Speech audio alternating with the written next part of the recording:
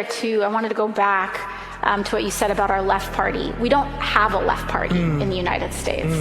The Democratic Party is not a left party.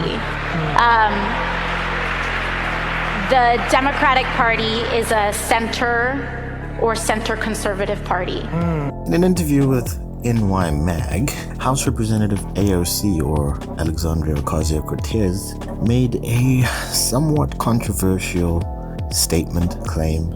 In fact, when asked what her role would be in a Biden administration, she responded, "Oh God, in other countries, Biden and her would not be in the same party."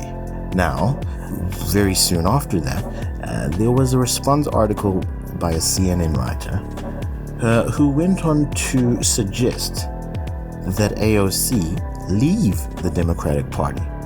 Now, I've had to think about it. I've done a little research, and here's my take. First, the name of the writer, Froma Harrop, admits she is actually right. In other countries, probably she would be in another party, or Biden would be in another party. And so she's basically agreeing before launching the attack. Then she said, but in the US, the two-party system ensures a wide range of views within a political label. But my question is, how much agency do these different factions within the party have? My read is that it's not about giving people a voice, it's about getting your party elected in that House or Senate race, and ultimately falling in line. Another quote from the article: "It's normal for Democrats to disagree with other Democrats on certain issues, but the most left members of the caucus often engage in the narcissism of small differences, building hostility towards Democrats holding views that diverge in minor ways." Now, I think that statement is very problematic. I would say the difference between AOC and Biden is not minor. No, not at all. She wants the Green New Deal. She wants Medicare for all. He wants a weak public option which expands on the Affordable Care Act. And as said, he would run with a Republican as VP. He made that statement during what I think is a town hall that he had recently. He actually suggested that he would run with a Republican. The answer is I would, but I can't think of one now. There's some really decent Republicans that are out there still. But here's the problem right now, of the well-known ones. They've got to step up. Ridiculous.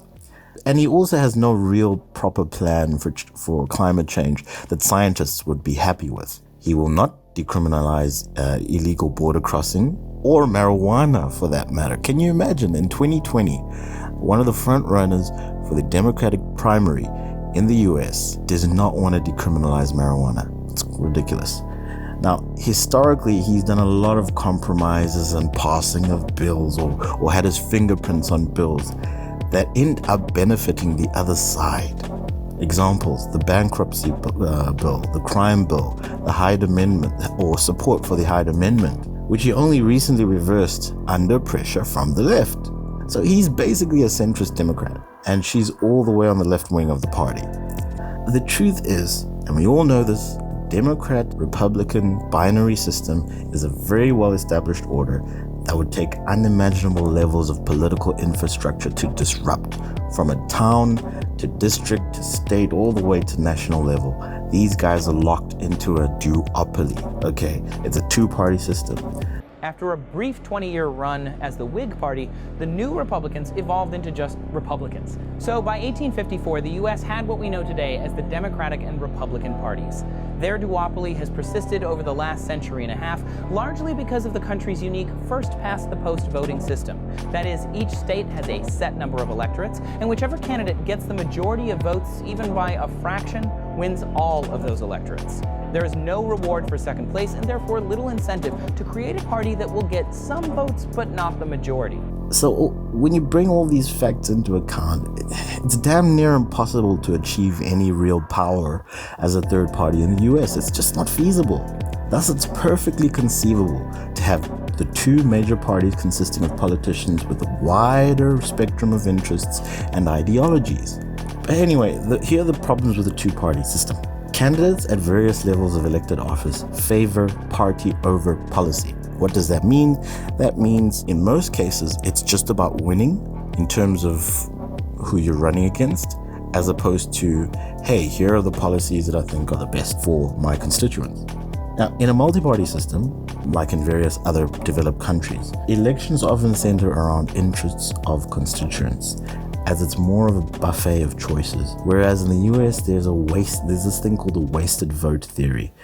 Right now, many of our maps are incredibly disproportional. And in a state like North Carolina, Democrats got 47% of the vote, but Republicans have over 2/3 of the seats. Meanwhile, most of us end up living in congressional districts that aren't competitive, where often the opposition party doesn't run a candidate at all. We end up focusing on a handful of swing seats that happen to be narrowly balanced. There's a very strong incentive to vote for one of the two major parties, because people don't want to waste their vote by supporting a third party with no chance of winning.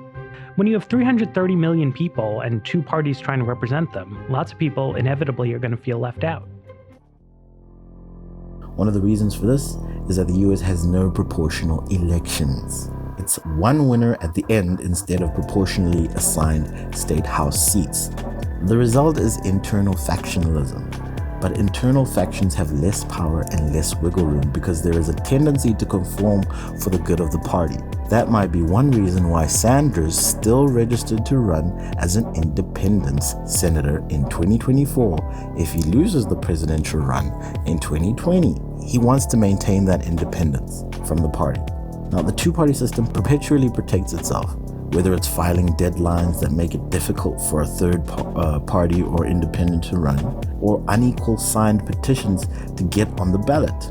For example, in Arizona, all you need is 6,000 signed petitions to run as a Republican or a Democrat. And if you're an independent, you need 37,000.